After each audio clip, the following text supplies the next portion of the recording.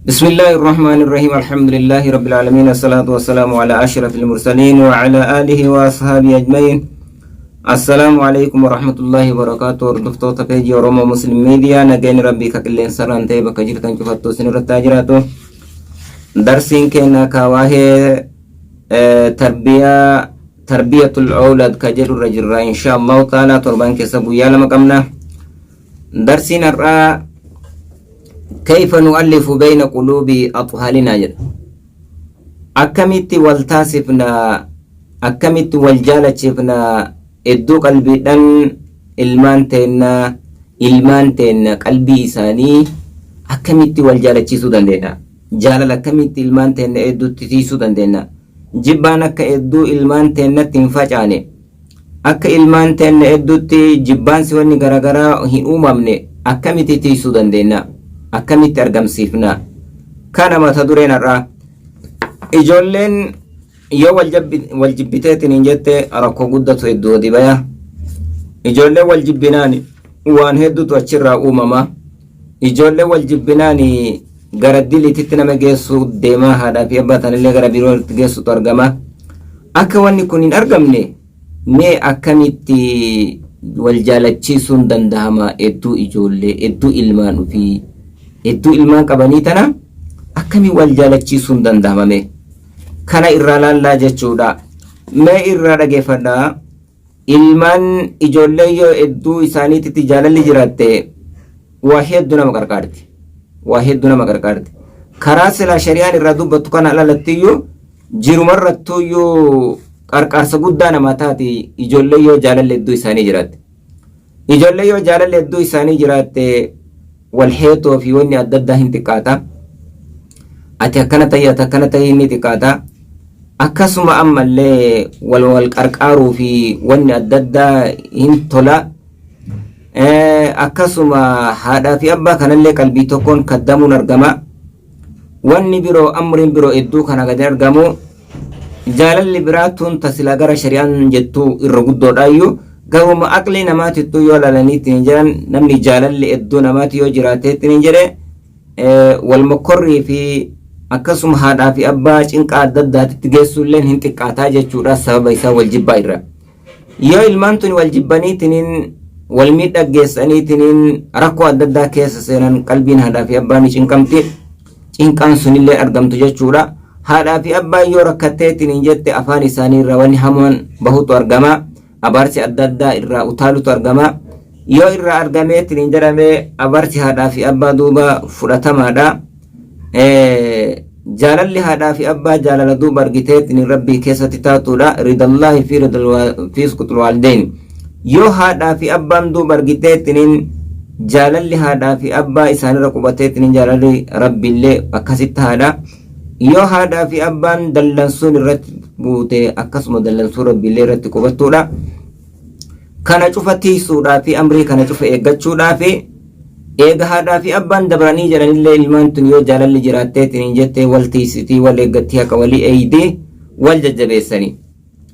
akka kuni cufti eeggamu mee ilmaan eegalli irraa waan tarbiyaa ilmaanii keessa jiruuf jecha akkamitti eeguun danda'ama kana jechuudha misaalu عندي 4 أو 6 من الولد أو 10 جدا أكا فكينا تتبان كتابا كي تكاية ويتجدو نبيرت إلمان أفرتو تهي يا جميل تكي جهاتو تهي إلمان إرى تكي قرانتو تهي فلا أحب هذا عن هذا كان الردو برغتي كان انجالت دوجه كان الرا كان انجالت أنا بيرت إلمان أفر يوكين جها يوكين قرانتو تهي فلا أحب جالد هذا كان جالد أن هذا كان رنجالد ولا أفضل إن جالتشو هذا كان أن هذا كان رنجالتشو أكفكين ناتي تجرات نيجر أكفكين ناتي فكين في أن يو إلمان أفرقابات نمي توكو يوكين جها قبات يوكين قران قبات فلا أحب إن جالد جاتشو دو برغتات إن جالتشو قبو منام نسنجاتشو أن هذا كان الرا ولا أفضله إن جالجسو هذا كان أنا هذا كان الرا جالجسو ولا أقدمه إن درسو هذا كان أنا هذا كان الرا درسو مالفو والكتات إيغا أمري إساني إجولتنا جالل إساني تيسور أبجتشا abbaan waan gara isaaniititti dalagu walqixa dalaguu qaba. Akka ijoolleen laalteetiin abbaan kenna nurra ebaluun jaalata, abbaan kenna ebalurra kana jaalata, sababa saniin ijoolleen tun wal jibbaan gadi dhufti. Akka akkas hin taane abbaan waan kana eeggachuu qaba jechuudha. Abbaan eeggatuu qaba jaalala keessattii fi caalchisuu waan adda addaa keessattii fi akkasuma dursuu waan adda addaa keessatti. Jaalala silaa itti gadi dhufu jenna idhaa kaana indaka shay'un fi qalbika yoo tahee waa sibiratti qalbii kee keessatti yoo waa ta'an falaa tamliku anta dhaalika ati ka waan tan qabuu hin dandeenye jechuun wanni maal itti baana jaalalatu qalbii keessatti jira. Jaalala uumamaan onnee keessa jirtu tana beektaati walqixxeessuu hin dandeettu yookiin qabuu hin dandeettu ofirraa xiqqeessuu hin dandeettu. Suni uumamaan rabbiin duuba argiteetiin wal dabarsa. Wanti akkasii qalbii kee keessa yoo ta'e falaa tamliku anta dhaalika ka ati san qabuu hin dandeenye yookiin amri kee keessatti wahirra oolchuu hin dandeettu qudraa kee ol ta'e dandeettii keetii olitti ka ta'e. Walaakin laa tudhiruhu bayna al-abnaa'i isa akkasitti kaawwanirra jaalachuu san ofirraa xiqqeessuu hin dandeenye maal godhuu qabda kee wannati qabdu walaakin akkanaa jennu laa tudhiruhu isa mul'iftu bayna al-abnaa'i hedduu ilmaananiititti hedduu ijoollee tanaatitti hedduu obboleeyyan tanaatitti mul'iftu hattaa laa yakuuna agan taane takka malaaxu shahnaa'i baynahum hedduu isaaniititti jibbaan duuba argiteettiin hagan taane takka mul'isuu hin qabduu jedhe. Sababa sanirraa kaka'e jibbaan hedduu taati ijoollee tanaaf. Ati namni jaalalli ni argama. Jaalala mucaan tokko tokkorra jaalachuun ni argama. Maaliifuu jaalalli tuni waan rabbiin nama keessa uumale waan abbaan of keessa argamsiisu miti. Isii immoo walqixxeessuu irraa hin danda'an. Maal godhuu qaba jechuudha gaafa san namni kuni mul'isuu hin qabu jaalala irra waan jaalatu kana mucaa kanarra yookiin ijoollee 10 qaba 10 keessaa tokko irra jaalata keessatti cufaa hin jaalata tokko irra jaalata. Irra jaalatiinsa kana mul'isuu hin qabu hedduu ijoollee tanaatitti mul'isuu hin qabu jedhe. Maaliifuu sababa inni hedduu ijoollee tanaati nam tokko jaalachuu kanaatiin jibbaan hedduu ijoollee tanaati gadi buuti. Akka akkas hin taane mul'isuu hin qabu jechuudha. Akka itti tiisuu danda'an akka kana fa'anii ijoollee jaalala hedduu isaaniititti akka itti argamuu danda'u waan akkanaa ofirraa eeguudhaadhaaf abbaan. Yoo haadhaa fi abbaan waan akkanaa eeganii waan cufaa walqixxeetti dalaganii ittiin jedhani ijoolleen tuni waan jarri hinaaffaa fi wanni adda addaa hedduu isaaniitti gasseenu hin jiru. وتعرفون قصة يوسف صلى الله عليه وسلم مع إخوته هم بيتن جردو برقتاتين قصة يوسف مع إخوته أبوليان سوى الجوان نتايتين جري بسبب أنهم رأوا أباهم عليهم الصلاة والسلام جميعا يفضل يوسف عليهم سبب أنهم إسان رأوا أرغانيتيف أباهم أبا إساني وان أرغانيتيف جيج مال عليهم الصلاة والسلام جميعا شوفوا إساني تويو يفضل كجالجس يوسف عليهم يفضل يوسف عليهم يوسف اندو برغتاتين انجرا كنير كجالجس أرغان بدأت النفوس البشرية في الغيرة هن ايقلت دوبر جتاتين لبون بني آدم توني تبيكمتو تاتي وان هنافا كانان هنافا كيسا سنتي جولين تون سببا كان راجت سببا كان راكان كي هنافا كيسا سنتي جتشورا جولين سبب إن إجولي تاوى يوسف الركجالة تطيب جتشام لالاني تنين هنافو تسينا أبوليس وفيكا والنبي صلى الله عليه وسلم رسول عليه الصلاة والسلام يقول كجلتي اتقوا الله وعدلوا بين أولادكم كجلتي اتقوا الله ربي كيسن صدادا ربي كيسن صدادا يسن يا بني آدم وعدلوا والكتاسة بين أولادكم ادو إلمان كيسني والكتاسة ويتقر إساني دي توادى ليدا ويتكني تاني ذلك كينا كيسا والكتاسة ويتحاسا وغمچو توكو تدوبتاني لي توكو غمچيبتاني توكو إران رابطنا يوكين رجالسيناتي والكتا غدا وان حالا غاري توكو يتدليدن شوفمتو إتما دلغا توكوتي حالا بريدا دليدني توكوتي حالا همان دلغنين إن دلغيناتي والكتاسا إدو إلمان كيساني والكتاسا جل رسول عليه الصلاة والسلام اتقوا الله ربي كيسان صدادا فعمرنا بالتقوى ربي ويجيتني جل صداي ساتتي وكان السلف والسلفات إذا قيل لأهدهم تقوي سانيت يجرم اتق الله ربي كيسداد يجرم ترتجف فرائسه أنني نساتني دوبر جتاتنين إن دوبر جتاتنين نسا الصوتي جل صدائر أكان صداتن اتق الله جتشو أكان صداتني جتشو دا أكاسي كصداتو تاتي نولي مال جتشو دا ربي كان صداني والكتئسو قمنا جتشو دا إدو ilmaan kennaa wal qixxeessuu qabnaa iddoo ilmaan kennaa wal qixxeessuu qabna maaliifuu yoo akkuma amarraa dubbatame kun Yuusuf sababni wanni kun cufti sarra argamee jedhamee fi abbatu yuu jaalala Yuusuf warra kaawwan irraa obboleeyyan taawwan irra caalchisee mul'ise idduutti sanirraa kaka'e hinaaffaan idduutti gadi kaate hinaaffaan kakaatee guddatteetiniin jette haga eelatti darbaniitiniini rabbiin qudraa ofiitiin achi akkasi baasee waa hedduu keessa dabarse kana guutuu geessitee jechuudha kanafaa daliila godhatanii kanaafu ijoollee teenna waan isaanii goonu keessa wal qixxeessuu qabnaa jechuudha ijoollee teenna waan isaanii kenninu waan isaan nyaachifnu keessatti waan isaan obaafnu keessatti waan isaan gammachiifnu keessatti wayita bakka yeroo bakka gammachiisaa yookiin maalii deeman keessatti waan cufa keessattuu wal qixxeessuun barbaachisaadha jechuudha silaa namni bakkee ijoollee gammachiisaa yookiin qalbiin jaraa xiqqoo gammadu jedhanii wayita gurdeeman garii deemeen gariin dhiisuu yoo yeroo tasa takka kaaniin bahanii yoo bakkuma biroo wayita deeman kaan dhiisa malee bakka akkasii silaan dhiisanii ijoollee addaanuu nambisanii suni beekamaadha iyyuu alhaasil wanni nuti irraa barbaadaatti ni jiru nam tokkotti waan gaarii dalaganii tokko akka hin dhiifne jechuudha ijoollee tokko gammachiisanii tokko akka hin dhiifne jechuudha akka qalbiin isaanii eeggamtu akka jaalalli hedduu isaaniititti argamtu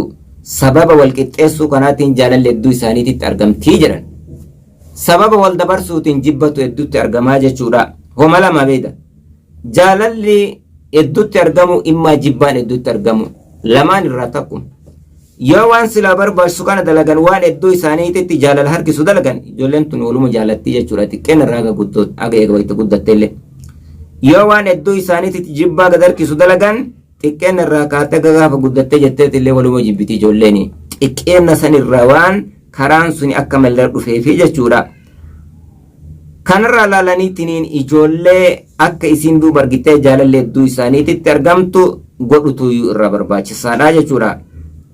وهذا توجيه من النبي صلى الله عليه وسلم كن دوبر جدتني وانقر رسول الرؤفات يدوكو حتى تتآلف القلوب بين الإخوة أكدو برجتني والجالة في قلبي أن يدودو برجته بليني أك والجالة جج حتى لا يكون هناك شحناء بينهم أكنتان جبان سدو برجتني إبدو إسانتي جبان سكنتان فين فينبغي على الأب برباچسا أبا الرد abbaa ijoollee irratti barbaachisaadha wayan bagii barbaachisaa ammallee alal ummi haadha irratti illee barbaachisaadha jedhan maaliin an tantabiha lihadhihi almas'alati dubbii tana itti dammaquun waan haasawamaa jiru kana dubbii dabraa jiru kana itti dammaqaniitiin akkan xiyyeeffannaa keessa galchuuni li'annaha khatiiratun maali jannaan isituyyuu waan jabduudha waan jajjabaa waan hamtuudha waan ofirraa eeguun barbaachisuu jechuudha watuhdithu alfitnata bayna alawlaadi dubbiin tunii eddu ilmaaniniitiitti wanni siin fiddu fitnaa garagaraa gadi fiddi jechuudha wal jibbaansa garagaraa gal fiddi jechuudha abbaan kiyyan irra ebaluun jaalata abbaan kiyya ebaluun irra jaalata jechaan iddu gadi buuti eegasanii jibbaan edduu isaaniititti argamaa dhufti jechuudha ilmaanii ijoollee edduu isaanii jaalalaan tiisuuni waan akkanaa dalaguudha budaa waan wal qixaa qofa edduutti dalaguudha jechuudha watuhdithu albaghdaa'a wattashaajura akkasuma jibbaa fi wal dhabiinsaa fi moromee waan adda addaa waan kanniin kana cufa duuba argitee hedduu isaaniititti gadi fiddii jechuudha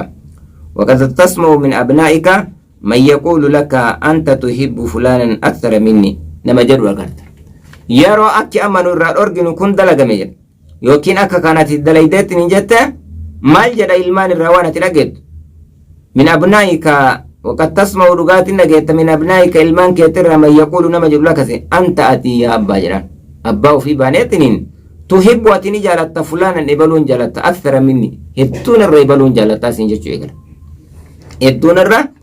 إبلون جالت جتشو إيقلا جتشو رمجان كن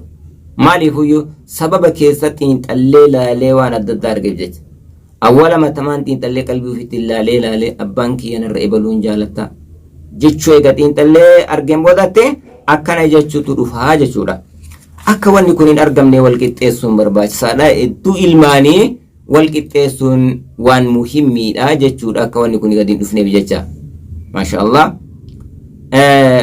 فهذا يحصل في البيوت كوني أرجما منين كيستني أرجما كيكون من كيستي وإن كان كوني هير أرجما ولو ضربته مرة وسويت مرة كسويت وما ضربت أخاه يودو برجتني وما ضربت وأنه دبدو برجته بوليسيسا أو عتبته تكي إسا كومتي وكيوانا دداتني سدبته وما عتبت أخاه كان دو برجتين وان سلا بربشان سرت لرجسي سوربد فقد يرى أن هذا من الضغط عليه وحده يو مچا وبوليس إسا كان تمتي كان تمودبد إسا ربستي كان رب سوربد مالتو يترجمه إبنتو إسا رتلو فمچا عدتو من كان مچا عدتو من كان إبنتو يو إسا رتلو دي رفاجة جورا مالف أبانك ياكي تلالوان إني jara dhiiseetini ana qofatume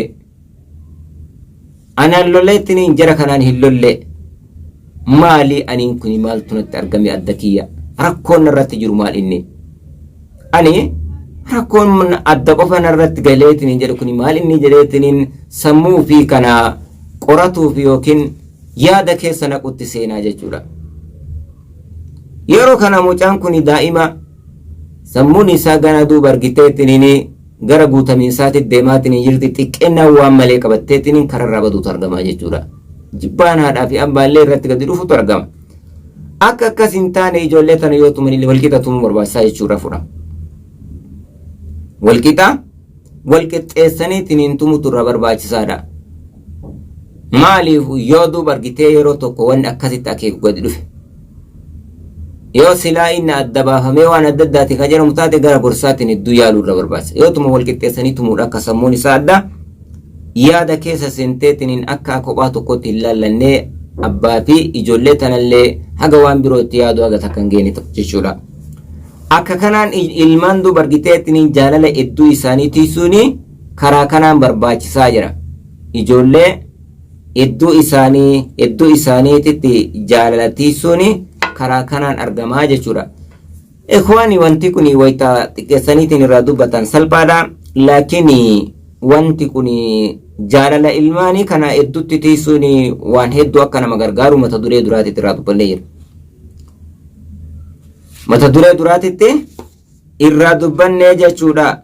Wanni kuni yeroo akkana laalan xiqqaadha. Laakiin wayita keessa gadi bu'aniitiin hin jedhani kara birootitti keessaa jechuudha. Hedduu itti yaadaniitiin ofirraa eeguun barbaachisaadha. Hedduu itti yaadaniitiin ofirraa eeguun barbaachisaadha. Inshaallahu ta'ala warra waan kana itti fayyadameetiin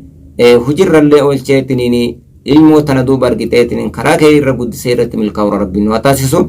Maaliifuu ilmaan tana wanni akkana irraa dubbatu farru waa argeetiin jedhe ilmoon tuni hedduu qabeenya guddaadha. Hedduu qabeenya ati guddaa jettee ilaalturra ilmaan. Maaliifuu yoo tasirraa dabarteetiin jette namni si yaadatu ilmooteeti. Namni haga ilmaa nama yaadatuu danda'u hin jiru jechuudha. Ammallee namni paawaa qabu yookiin dandeettii qabu haga ilmaaniif faayidaa nama godhuu danda'u hin jiru. Namni kun sadaqaan isaa sitti ga'uu hin dandeettu. Sadaqaan ilmaanii yoo isaan sadaqataniitiin jedhan sitti ga'uu dandeetti. Sitti ga'uu dandeetti. Qabeenya keetti namni dhorguu danda'u hin jiru. Sartifikeeta gahaa harkaa qaban abbaa ofiitti akka geettu wanni ni dalagu. gaha harkaa qaban oo waladun saalih yad'u lahu jedhe rasuul alayhi salaatu wassalaam waa sadi malee duuba argitee banii aadamirra irraa cittiyoonni du'eettiin hin jedhe sadaqaa jaariyaa sadaqaa isaaf yaatuu taate jedhe sadaqaa isaaf yaatuu taate waan akka manaa kana waan akka masjidaa kana ijaareettiin biraa deeme madrasaa takka akka duuba argitee namni itti fayyadameetiin achirraa diiniin baratamu mijoo godhee biraa deeme yookiin eela wahii qoteetiin kaachirraa bishaan san fayyadaman yookiin muka wayii dhaabeetiin ka daraaraa isaa waan adda addaa achirraa waa nyaataniitiin itti fayyadaman yookiin bombaa wahii baaseetiin kan namni yeroo cufa irraa akkasirraa fayyadamu waan akkanaa kana duuba argitee kan godheetiin biraa deeme isaaf yaatii sadaqaa jaariyaa jechuudha. أو ولد صالح يدعو له تكي إلمو غاري الدنيا رتين نرغتين جرى إيغني دبري yaa rabbi abbaa kiyyaa araarami jedhee ka du'aayii kadhatuuf jechuudha. Ka du'aayii kadhatuuf du'aayiin inni kadhatu itti geetti sadaqaan inni godhe itti geetti jechuudha. Mataan isaatu sadaqaa jaariyaa ilmoon duuba argiteetiniin ilmoon haadhaa fi abbaaf jechuudha. Sadaqaa waan inni asirra kaahatee biraa deeme haga lubbuun isaa jirtu kayaatu jechuudha wanni ilmoon kun godhuuf. Wanni ilmoon kun godhuuf haga jiru ilmi isaa kun addunyaa irra wanni inni abbaa godhu ittuma geetti. Kanaafuyyuu ilmoon duuba argitee waan muhimmiidha jechuudha. Wayita namni addunyaa irra jiru gaachana keetiis qarqaartiis bira dhaabbattii waa cufaanuyyoo abbaa ebaluu jedhaniitiniin kabajaasiif qabdi jechuudha. Mee amma fakkeenyaaf nama osoo ilmoon argatiin tureen jedhe kan yookiin barumsa wahii barateetiniin achi garagalchanii achi irkisanii mu'allimuu kan isaan hin jenne yookiin sheebalu jechuun kan isaan hin argamne. Sababa inni waan sanillee carraaqatee hin qabneef jecha ilmoo takka argatee abbaa ebaluu isaan jechuun danda'an. Nama waa barsiisu waa barateetiniin kan waa barsiisu taatee mu'allimuu yookiin barsiisaa jedhanii akkas isaan yaamuu hin danda'an. Kana cufa keessaayyuu irraa hin jiraatu. Asumattuu maqama kanaayyuu hishmaa siif qabdi abbaa ebaluu jedhanii yoo si yaaman akka ati duuba argiteetiniin ilmaan qabdu akka kabajaa siif qabdu takkaan dhaqanii maqaa keessi yaaman. Abbaa ebaluu jechuun beektaati kabaja keessatti jira. Ati umriin kee adada guddataatiin hin deemu kanaan isteeppii kabajaa birootitti akka adadaan dabaraatiin hin jirtu. Wayitaatiin fuudhiin ebaluma jedhanii si yaaman. Gaafati fuute san irraa ebalu mana godhatee siin jedhan. Mana godhattee gasoba jetteetiin jette ilmoo argatte. Ilmoo argatteetiin jette abbaa ebaluu siin jechuu eegala. Abbaa ebaluu jechuun kuni dulloomte yookiin namni kuni akkas ta'e jechuu miti. Kabajatu keessatti jira jechuudha.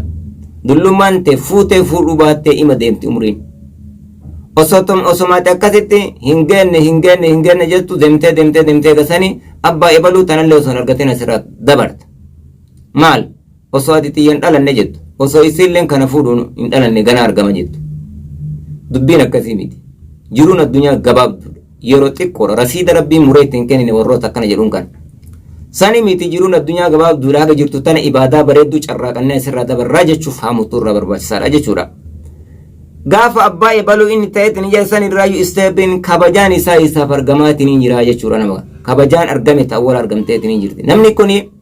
mana godhatee jira wayita inni mana hin qabne san eessa bulafaa isaan jedhan malee eessa gale isaan jedhan manni ebaluu eessa jira jedhanii hin dubbatan. Gaafa fuudherraa inni mana qaba jechuun irraa dubbatamaa jechuudha. Achirraan gaafa inni ilmoo argateetiin jedhan abbaa ebaluu jedhanii akkana isaan yaamanii jechuudha. Kana cufaa yoo argatin namni kana cufattu yoo gahu dadhabee yookiin dii wahii barateetiniin sababa diinsanii akkaataa itti siyaayaman kabajaa keessan seenin karaa kanaan argatin hedduu duuba argiteetiniin waan barbaachisaadha jechuudha. Ilmaan gara cufattu yoo waan muhimmiidha. Namoonni fuudhuu didanii yeroo ofii ofirraa fixanii akka malee godhan kun guyyaa isaan gaabbantu dhufuuf jiraata. Guyyaa isaan gaabbantu irraa dhufuuf jiraata jechuudha. Nama tokko yoo inni osoo fuudhiin dabreetiin jedhe wayita obboleeyyan isaa lakkaahan yookiin haadhaa fi abbaan ebalutu hedduu kana dabre ijoollee lamaan tana hedduu asii dabre jira jechuu akkasitti dubbatan malee namni isa beeku iyyuu hin jiru. Maaliif ilmaan wahii qabaate ilmoo kan arganiitiin ilmoon kun ka ebaluuti jedhanii dubbatan. Haga guyyaa saniitti asirra dabarraan. Keessa gaqqabaa lalaayikoonni warroonni fuudhuu diddaniitiin calliftanii mateettan waan isin eeydan isin rabbitu irraa beeka. Akka obboleeyyummaa duuba argiteetiin namni waa walii dabarsuu akka rabbiin rasuulaan jedhe wadhakkir fa inna dhikra tanfa'ul mu'miniin akka rabbiin jedhe saniititti wayita laallu waan hedduu irra wal kakaasanii jechuudha. Akkas duuba argitee irraa barbaachisaa jechuudha. Lammanni warroota fuudhaniitiin ilmoo argatan irraa cinqan. Ajaa'ib fuudhanii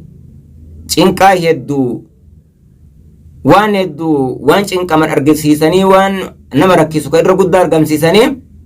kan karabbiin laafintiin nama argamsiisuu karaa godhe ofirra dhiibbaa itti godhan akka ilmoon hin argamne.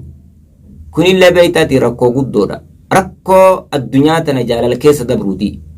Shahwaa fedhii addunyaa tana achi dheeressee laalee ani haga akkana ta'utti akkanan tahuu jedha. Akka waan rabbiin baallame isaa seene. Rabbiin ati akkana taatu malee akkanan taatu jechuun akka waan rabbiin rasiidarra qoreetti kenne ani bakka tana gahu malee fuudhuun kiyyan ta'uu jedha. Ani lafa tana keessa bahu malee fuudhuun hin danda'amu jedha. Ani addunyaa ganaa walitti qabu malee fuudhuun kun faayidinaaf hin qabu yookiin hiyyummaan nageessa waan adda addaa kanatu dura gadi deema itti. Akki sunii waan hedduu waan hedduu dubargiteetiin nama dage waan hedduu nama dagiinsa ture maal namni wanni cuftin yeroo isii qabdi ati feetu biyya tana keessaan bahin yeroon teessuun sitti gennaa waan san dalagu sirra jiraata akkuma deeman mee fakkeenyaaf ammoo yeroo karaa deeman yoo beelli si qabde yoo dheebotte haga bakka san ga'utti hin dhugu jetta uydeetumaan dheebuu san ofirraa cabsite nyaatteetumaan beela san ofirraa gaddeebiftee bakka deemtu san geetta haga danda'ame yoo haga bakka san gahutti hin nyaadhu hin dhugu jette achi gahuu dhabuutu mala sababa dheebuutii fi beela kanaatiin rakkoon biroo si argamteetini akkuma san biyya tana keessaa biyya tana dhaqu malee hin fuudhu warri jedhu biyya tana keessaa bahu malee waan akkanaa hin dalagu warri jedhu yoo biyya san keessaa biyya san dhaquun hin jiraatinoo chaansiin silaaduu bargitee rabbii waan kana karaa godhee kunis jala dabreetiin hin jira jechuudha waa hedduu dhabuuf deemaa jechuudha warri akkasiisuni waa hedduu dhabuuf deema ammas akkasit deemee wayita namni waan kana cufa keessa dabreetiin dhumarra gaheetiin hin jedhe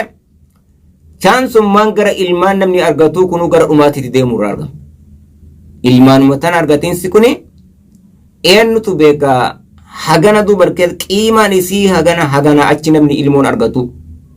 isillee yookiin hagana achi ilmoon argattu isteeppi sayyoo gaaniitiin hin jedhan akkam godhuu hin danda'amu duuba nu deebisi duuba argite awwala nu deebisi achirra ilmaan arganna jechuun danda'ama akka warra dabreetiin qiilarjuu waraa'akum rabbiin jedhuun warra duuba argite wayita addunyaarraa deemee yoo nu deebisi jedhu san yoo akkas jechuu taate malee namni waqtii silaa wanna kana oomishan bira yoo dabreetiin hin jedhe oomishni kuni akkas ta'uu yoo dide akkam godhan sheenaa namarraan baane takka jechuudha tini wallaalummaa duuba argiteetiin akka malee nama qabattee namaan teettuu jechuudha keessattuu warroonni fuudhaniitiin duuba argiteetiin ilmaan irraa karaa kana irraa dhiibbatiin sirraa godhatan karakkinnaa fi yoonni adda addaa irraa duuba argitee irraa tursiiftoo osoo inni fedhii qabu rabbiin kennuu fi dhabeessan waan godhan irraan qabu sun laa yukallifullahu nafsan illaa wus'ahaa rabbiin lubbuu takka haga dandeettii isii malee duuba argiteetiin hin dirquu warra san osoo hin warra fedhii hin qabne jechuudha warra fedhii hin qabne innamal a'maalu binniyaat rabbiin onnee duuba argitee obboleeyyan isaa keessatti argaa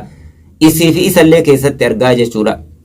warra fedhii hin qabne jechuudha fedhii ilmaan tanaa duuba argitee irraan qabu sunnaan biroo yoo onnee keessa gad nama seenteetiin hin jette namni waan kana irraa hin fedhuu jechuudha sunna warra rasuula jara butamee ilmaan hin fedha ilmaan argatu irraa fedhanii jechuudha ilmaan tun hiyyummaa namatti hin fiddu beedani wallahi ilmoon hiyyummaa namatti hin fiddu hiyyummaa namatti maaliifuyyu rabbiin rizqii isii tana gaafuma uume san ka abbaallee ka haadhaallee ka ilmaan dhalatu tanallee adda addatti uume rabbiirra irkatuu dhabuudha rakkoo wanni jiru ilmootana rizqiin isii duuba argiteetiin adda jirti rabbiin rizqii isii adda uume ani sababuma haguma isiin lafaa ol kaatu gargaarinsa malee rabbiin lafa kaayee duuba argitee waan isaan nyaatan yoo feeteen umaayyuu adda ilmoon argamtu tana rizqii wajjin gadi duuttiyyuu wajjin gadi duutti maaliifuyyuu akkuma ilmi gara garaa dhalatu kana ilmoon gari rizqiin isii tabal'ootu jira akkuma ilmi gara garaa ka maqaan isaa wayitatti baaftu illee maqaa baafte ka suuraan isaallee fedhu kun abbeeraa fakkaatee kun haadha fakkaatee kun abbaa fakkaatu akkasuma rizqiin tunillee tafaawutiin irra gadi dhufti jechuudha adda addummaan gari osomaati horto kana bal'in illee duuban sitti gadi dhufa laakiin akka niyyaa bareedaa kaayachuu barbaasuma cufa keessattuu jiru rabbiin nuu bal'isa rabbiin nutti hin dhiphisu nuu bal'atti jedhanii yoo namni niyyaa bareedduu kaateetiin jedhe rabbiin akkasuma godhaaf akkuma hadiisa kan keessatti ana inda zanni abdii bi jechuu ana bakka gabrichi kiyya itti nasihate akkuma inni itti na herregateetiin rabbiin naa bal'isa rabbiin na barsiisa rabbiin na duroomsa jedhee yaada bareedaa inni kaate ittuma geessa rabbiin ittuma geessa jechi rasuula alayhi salaatu wassalaam wasaadiqul masduuq isa dhugaa dubbataa tahee jechuudha kanaafuu insha allahu ta'ala waan ilmaanii irraa yiduu bargiteettiniin waan hedduu ilmaan teenna jaalala isaanii akka itti tiisuun danda'amurraa kanarraa walii dabarsineetiin jirra insha allahu ta'ala warra waa walii dabarsetti fayyadameetiin guyyaa qiyaamaa guyyaa boruusanillee waan dabarse kanaan khayrii takka keessan lakkaa'amtee fi itti milkaa'ura rabbiin nu taasisu wasalaamu alaikum warahmatullahi ta'ala wa